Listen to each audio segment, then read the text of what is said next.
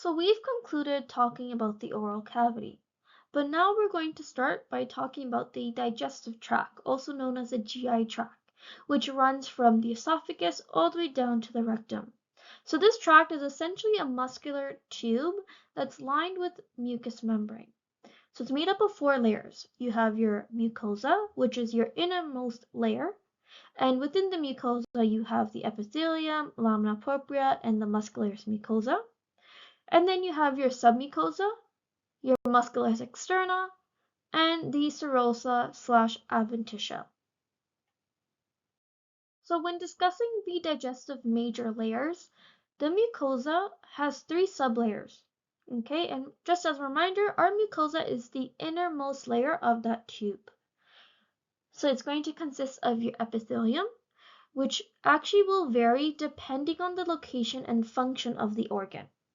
Okay, so that one has a little bit of a asterisk just as a reminder that it changes.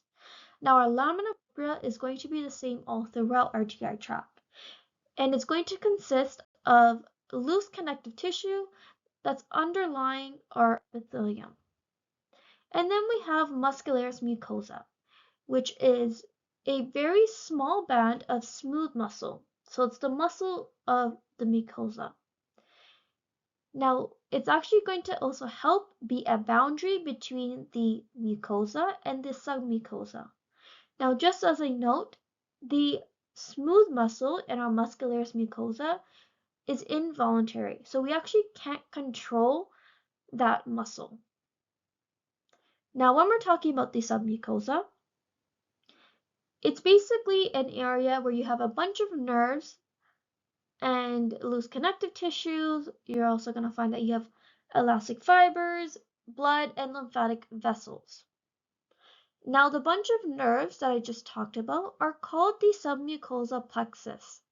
Now, essentially, all of that connective tissue and elastin and how it makes up varies, and if there's any glands or no glands in this region. Now, if there are glands, you're going to find that it's going to be in the submucosa layer. Now, again, if there's also glands, we need to figure out what type of glands are they, and that depends on the location and function of the organ.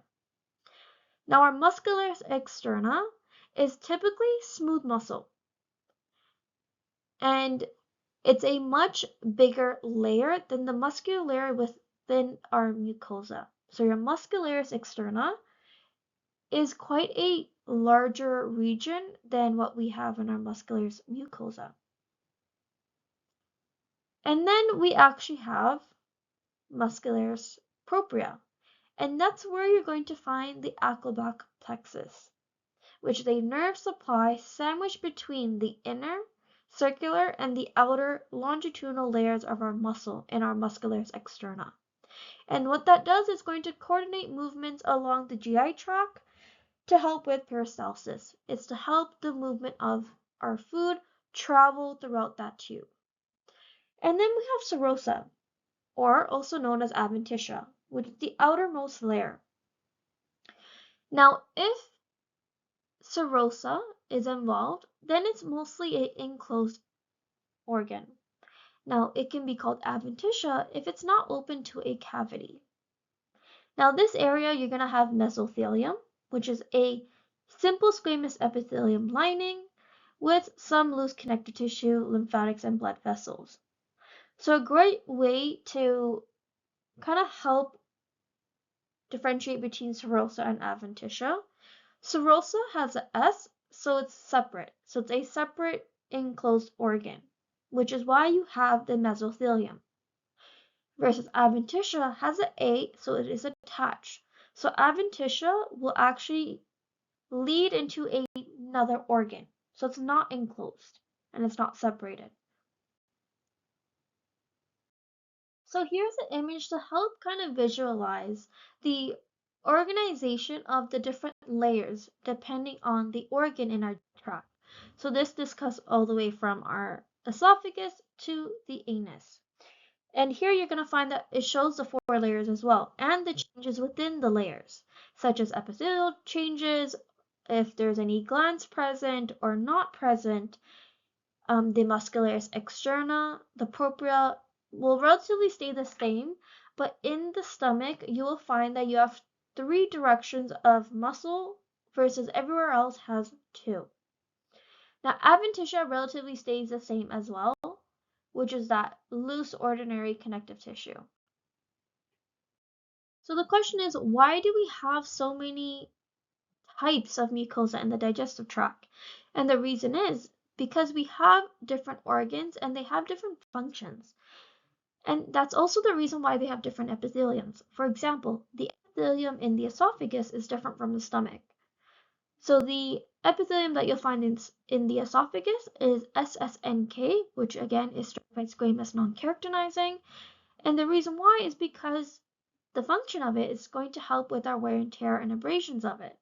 So when food travels down our throat, especially in our esophagus, maybe you accidentally swallowed a fishbone. So you might feel that you could feel it going down your throat. And it's almost like a scratching sensation. So most of our foods are pretty good when they go down that way, but sometimes you might have the odd one that might scratch the lining of the esophagus. And for that reason, we need to prepare our skin or our epithelium to help with that. So the reason why it's SSNK is because it's quite dense. So it's more of a protection. Versus in stomach, you actually don't need that. Because by the time our food gets to our stomach, it's ready to be digested and it's quite soft. Now, again, you're going to find that in the oral cavity, esophagus, it's that SSNK. And then it stops, but then continues again at the anus. And again, it's for that extra protective layer. Now, in the stomach, it's going to change to secretory, and that's going to help with the stomach acid to digest food. And then in the small bowel, it's more of an absorption function. And it's going to help with absorbing the food that's being broken down to absorb all the good stuff from it. So all of those nutrients that we need. Now in our large intestine, we have absorption and protection.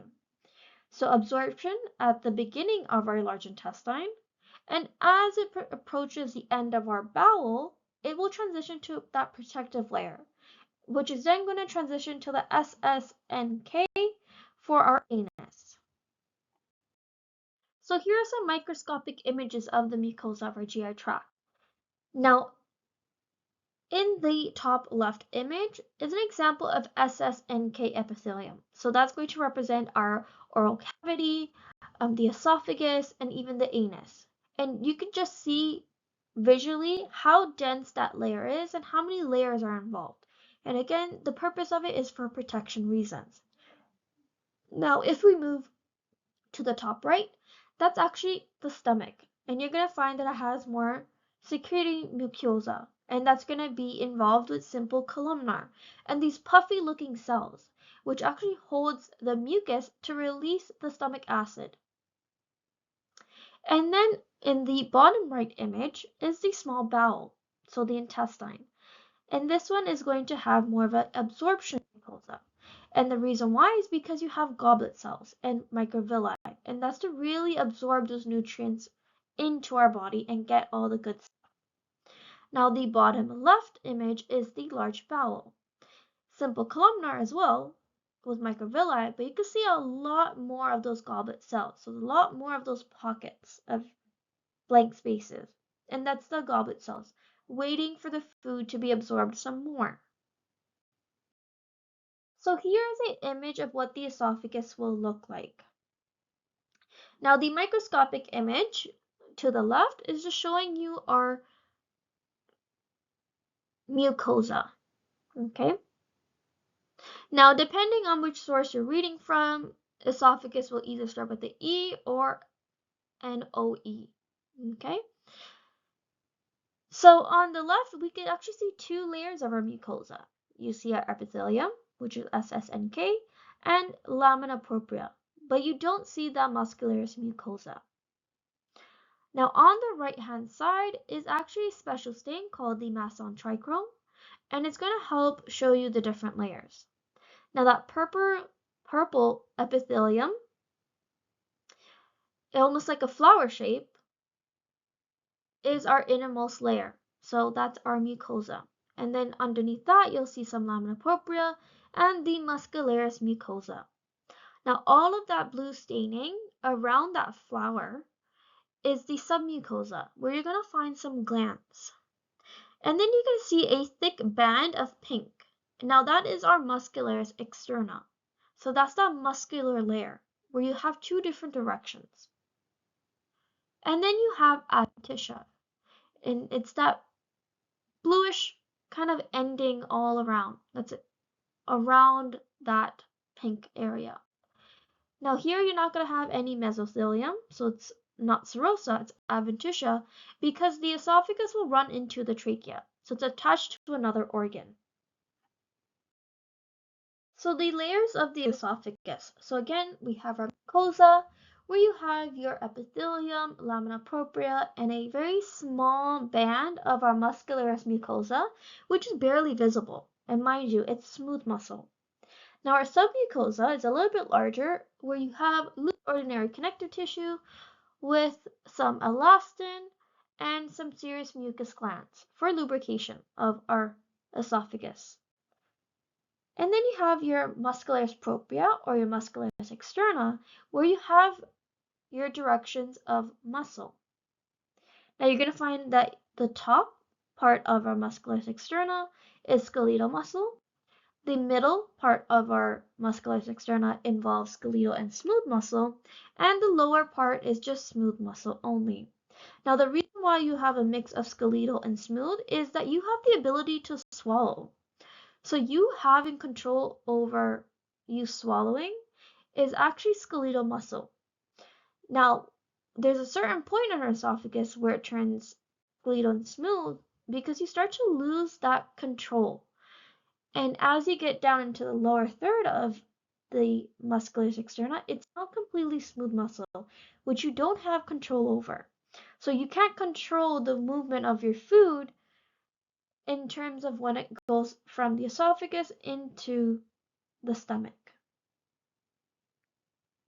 As we're coming down through the esophagus, there's a point where it actually transitions from the esophagus and starts to move into the stomach.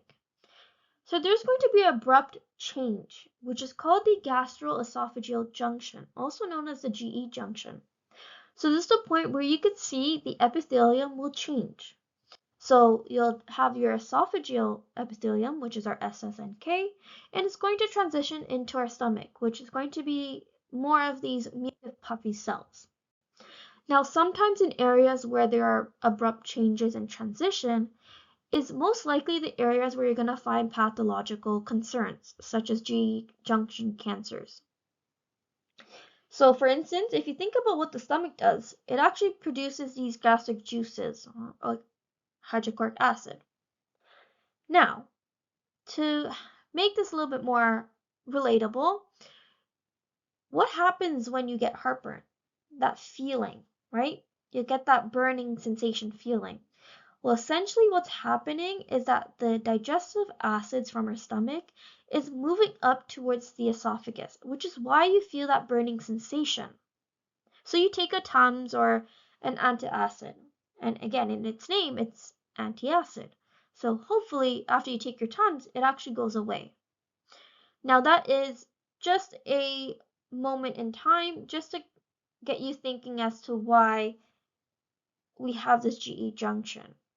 Now, for some people who may have GERD, which is known as chronic gastroesophageal reflux disease, it's quite painful because over time, the stomach juices will literally burn away at the GE junction and could form cancers. So sometimes you also may find that people get ulcers at that junction as well. Again, now don't be scared if you get heartburn time to time.